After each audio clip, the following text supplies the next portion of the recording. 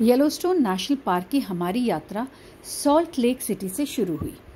बड़ा खूबसूरत शहर था, हमने ज़्यादा तो नहीं देखा। सीमा रात में पहुंचने वाली थी। आभा और मैं होटल के पास ही ऐसे ही चहलकदमी करने के लिए निकल पड़े। घास में बेचारी आभा गिर भी गई। उसका मैंने वीडियो रिकॉर्ड नहीं किया। उसका फ़ोन भी गिर गया था पर वो बच गया। तो खैर हमने brand new Altima Nissan rent किया और हम लोग निकल पड़े। इससे पहले बताना बहुत ज़रूरी है कि सीमा सिंह को सबसे क्रेडिट जाता है इस ट्रिप का, जिन्होंने पूरा प्लानिंग की, आभा सिंह को जिन्होंने कदम कदम पर उनका साथ दिया और बाद में पूरी ड्राइविंग भी करी, और मैं सबसे बड़ी शोभा सिंह पूरी जर्नी में गाड़ी में पीछे बैठकर सिर्फ चिप्स खाती थी। तो खैर हम तुरंत ही बेयर लेक पहुंचे, वहाँ हमने बहुत ही बढ़िया शेक पिया। बेयर लेक इतना सुंदर है, इतना नीला, ऊपर नीला आसमान भी कंपटीशन में था, हरी हरी घास, इतना ज़्यादा खूबसूरत। तो खैर ऊपर के जो बादल भी ऐसे सफ़ेद मक्खन जैसे, इतना उमंग से हम ऑलरेडी भर चुके थे। रास्ते में हमने रुक के सोचा फ़ोटो खींचा जाए, लेकिन धीरे से एक्चुअली तुरंत ही पता चल गया कि सेल्फी खींचना हमारा स्ट्रेंथ नहीं है। तो एक दूसरे की फ़ोटो खींचते रहे हम। पास में एक नदी बह रही थी, हमारे साथ साथ वो भी आगे आगे चल रही थी। 2-3 घंटे में हम लोग जैक्सन होल पहुंचने ही वाले थे। क्लाउडवेल ऑटोग्राफ कलेक्शन बिल्कुल क्लॉक स्क्वायर पे है और उसकी बालकनी से पूरे शहर के कैरेक्टर को देखा जा सकता है। ठीक सामने मूज गुड़ में आइसक्रीम शॉप थी, जहाँ खूब लंबी लाइन लगी हुई थी। डिसाइड हुआ कि घूमेंगे, डिनर करेंगे और फिर आइसक्रीम खाएंगे। बड़ा ही प्यारा शहर है, चारों तरफ से पहाड़ियों से घिरा हुआ, इसलिए इसका नाम पड़ा जैक्सन होल, क्योंकि ये बिल्कुल पहाड़ों के बीच एक गड्ढे जैसा है। वॉशिंगटन के स्टैच्यू के साथ गपशप करके और आइसक्रीम खा के हमने ऑटोग्राफ होटल के $700 पर नाइट के कमरे में हम खूब गहरी नींद में सो। अगले दिन प्रकृति के साथ हमारा क्लोज एनकाउंटर होने वाला था। जॉ ड्रॉपिंग लैंडस्केप्स की तो अभी ये ट्रेलर ही था। आश्चर्य, विस्मय, ऑ, वंडर, इन सब को रीडिफाइन तो बाद में होना था। वायोमिंग, मोंटाना और आइडाहो, ये 3 स्टेट्स येलोस्टोन नेशनल पार्क को शेयर करते हैं। हज़ारों किलोमीटर, हज़ारों स्क्वायर माइल्स में बसा हुआ है येलोस्टोन नेशनल पार्क, और हम बड़े उत्सुकता के साथ येलोस्टोन की तरफ बढ़ रहे थे। थोड़ी देर में पहुँचे, टिकट विकेट लिया तो काफ़ी लंबी लाइन थी। ज़्यादा लंबी तो नहीं थी, 10-15 गाड़ियाँ होंगी, हम एक्सपेक्ट कर रहे थे शायद ज़्यादा होगा। साथ साथ हमारे येलोस्टोन में घुसते ही लुइस नदी हमारे साथ होली। फिर से हमने फ़ोटो रुक के खिंचाया, क्योंकि ऐसी ब्रेथ टेकिंग ऐसे स्पॉट्स थे कि बड़ा मुश्किल था कि ऐसे ही बगल से गुजर जाएं। तो हर जगह आभा को कहा जाता था, आभा प्लीज़ थोड़ी देर के लिए रोक लो, और फिर हम रुकते थे और फ़ोटो खिंचाते थे और आगे बढ़ जाते थे। एक्चुअली अगर येलोस्टोन को ठीक से समझना हो तो वो 8 के शेप में है, 4 एंट्रेंसेस है। हम साउथ एंट्रेंस से घुसे। हमारा होटल स्नो लॉज पार्क के अंदर था। हमने सोचा पहले घूम लेते हैं, फिर चेक इन करेंगे।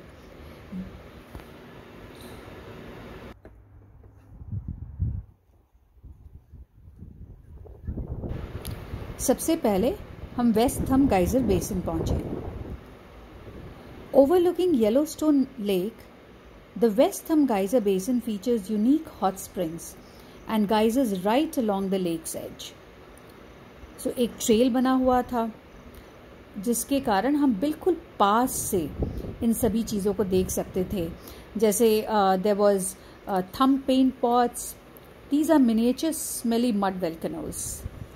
लेक के किनारे एबिस पूल था जो 50 फीट गहरा था, और लेक के अंदर ही फिशिंग कोन के बारे में कहा जाता है कि पुराने ज़माने में लोग लेक में मछलियाँ पकड़ते थे और फिर इसके उबलते पानी में ही मछलियों को पका भी लेते थे।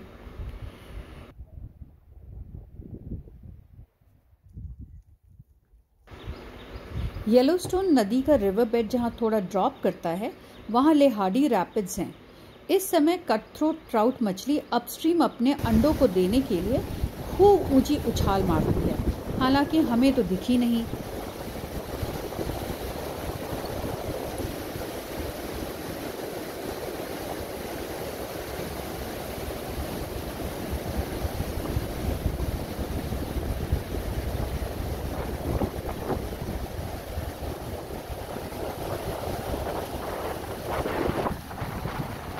धूप तेज़ हो गई थी और बिल्कुल जलाने वाली, लेकिन अभी बहुत कुछ देखना था। पार्क के कॉम्प्लेक्स जियोलॉजिकल हिस्ट्री को अगर देखना चाहें तो येलोस्टोन का ग्रैंड कैनियन ज़रूर देखना चाहिए। अपने गजब रंगों से मोहित कर लेता है। लेकिन खैर, हमने तो असली ग्रैंड कैनियन भी देखा हुआ है।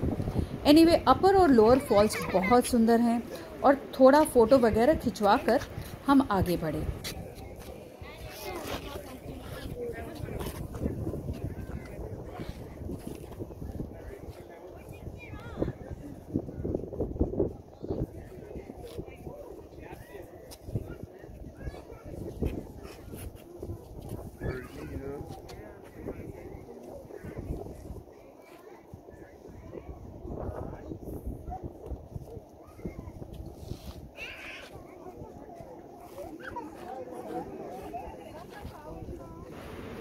यहाँ बादलों में हमने एक बात देखी। ऐसा लगता है जैसे सफ़ेद रंग से कहीं कहीं आकाश को हल्का सा पोंछ दिया गया।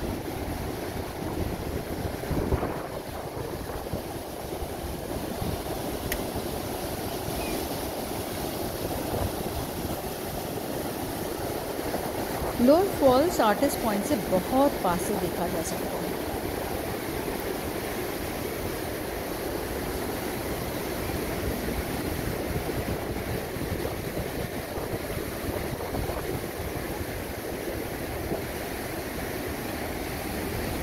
वहाँ पानी में तैरते हुए इंद्रधनुष को भी हमने देखा।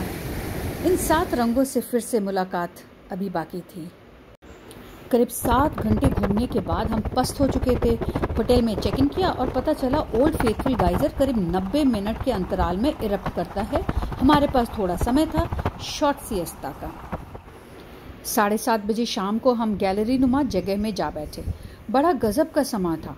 ऐसा लगता था कि कोई गेम शुरू होने वाला है। दर्शक दीर्घा में बैठे लोग इस कुदरत के खेल को देखने के लिए बेसब्र थे। 1872 में ओल्ड फेथफुल को अपना नाम मिला था, पर यह इतना भी फेथफुल नहीं है। करीब 800 साल पहले ये कुछ दशकों तक बिल्कुल बंद हो गया था। बिल ब्राइसन अपनी किताब a short history of nearly everything में कहते हैं कि येलोस्टोन नेशनल पार्क करीब 6 लाख सालों में एक बार इरप्ट करता है, और वो कहते हैं कि जो पिछला इरप्शन था वो 6,30,000 साल पहले हुआ था। Yellowstone it appears is due. खैर, इस ख्याल के साथ हमने सोचा कि बाकी जो गाइजर्स हैं उनको भी देख लें। अपर गाइजर बेसिन में और भी कई गाइजर्स हैं और हमने शाम की सैर उनके आसपास करी, matching hand embroidered T shirts में।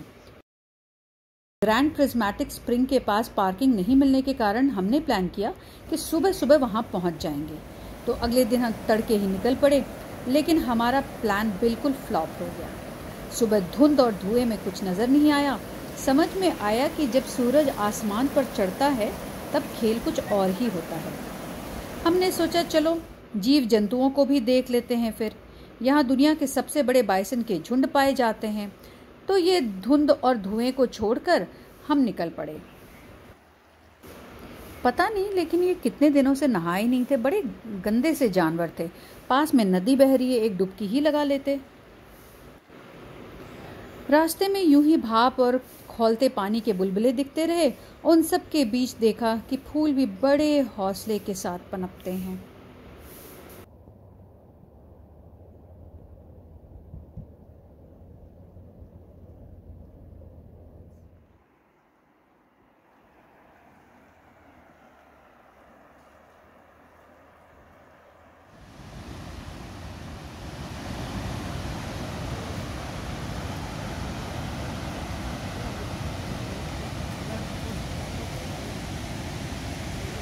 मैमथ हॉट स्प्रिंग्स भी देखना बनता है। ऐसा लगता है जैसे किसी ने मंदिर सा बना दिया हो ट्रैवर्टाइन का। यह सीढ़ी नुमा स्ट्रक्चर मिनर्वा टेरेस कहलाता है। यहाँ पे हमने एक चिड़िया को उस पानी में नहाते देखा तो बड़ा आश्चर्य किया। क्या चिड़िया वो पानी पी सकती है?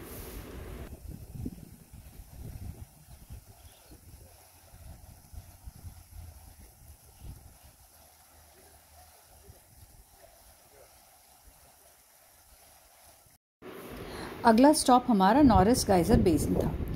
ये बेसिन येलोस्टोन का हॉटेस्ट, ओल्डेस्ट और सबसे डायनेमिक थर्मल एरिया है। The tallest geyser in the world, Steamboat Geyser at 300 to 400 feet, and the very acidic Ekinus Geyser are the most popular features here. Heat loving bacteria के हरे नीले रंगों को देखकर हम वैसे ही मंत्रमुग्ध थे और अब प्रिज्मेटिक स्प्रिंग जाने का समय हो गया था।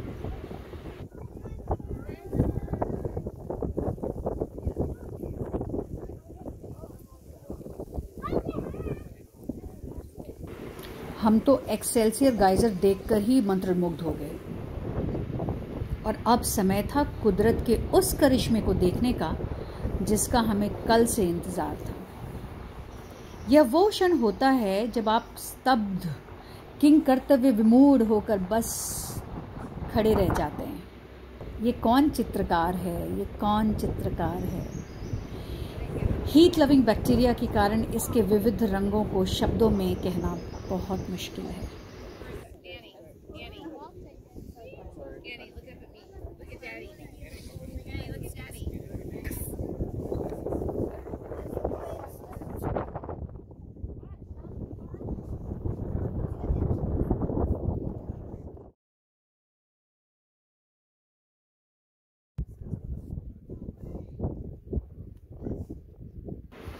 पास से देखकर ग्रैंड प्रिज्मेटिक स्प्रिंग की भव्यता का अंदाज होना मुश्किल है, तो हमने सोचा पहाड़ी पर चढ़कर ओवरलुक से उसको देखेंगे और तब उसकी विशालता का जो थोड़ा एहसास हुआ।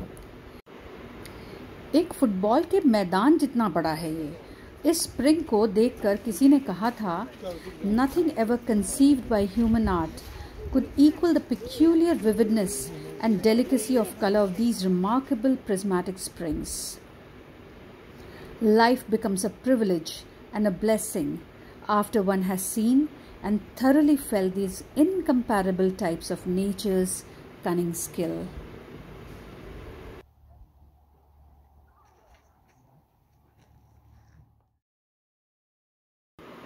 शाम हुई और सूरज पिघलकर नदी में बहता हुआ मालूम हो रहा था।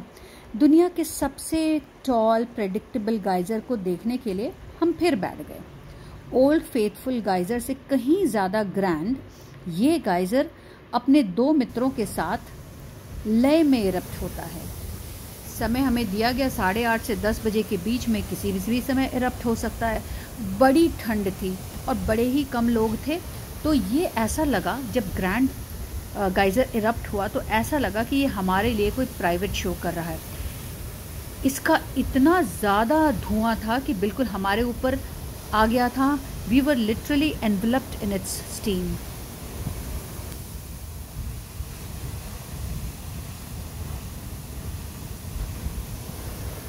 अगली सुबह सॉल्ट लेक के लिए रवाना होना था, तो हम जल्दी जाकर सो गए। सुबह सुबह उठे और रास्ते में कभी एल्क के बछड़े को देखते हुए, कभी बाइसन को देखते हुए हम आगे बढ़े। फोटो खिंचाते हुए, फूलों को देखते हुए, कभी नदी के सानिध्य का आनंद लेते हुए धीरे धीरे हम जैक्सन लेक की तरफ पहुंचे। सीनिक स्पॉट ढूंढकर कुछ फोटोज लिए और सीधे ग्रैंड ईटन नेशनल पार्क की तरफ बढ़े।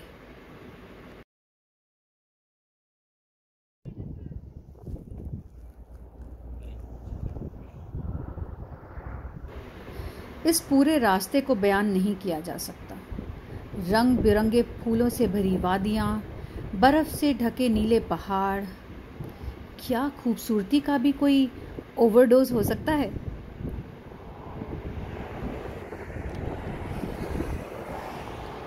खैर, हम आइडाहो राज्य में प्रवेश कर चुके थे। यहाँ बार्ली और आलू के मीलों फैले खेतों को देखते हुए हम आइडाहो फॉल्स पहुंचे। लंबे रास्ते हों, बहनों का साथ हो और पुरानी हिंदी फिल्मों के गाने हों, इससे ज़्यादा और क्या चाहिए। आइडाहो फॉल्स में छोटा सा लंच ब्रेक लिया हमने और शाम को सॉल्ट लेक सिटी फिर पहुंच गए। बड़ी सुकून वाली नींद के बाद अगले दिन एयरपोर्ट पहुंचे तो अटलांटा और न्यू जर्सी के गेट्स एकदम बगल बगल में थे। हमने और थोड़ा समय बिताया। सेल्फी लेना तो अब भी हमें नहीं आया था और तीनों मुसाफिर जुदा हो गए फिर मिलने के लिए।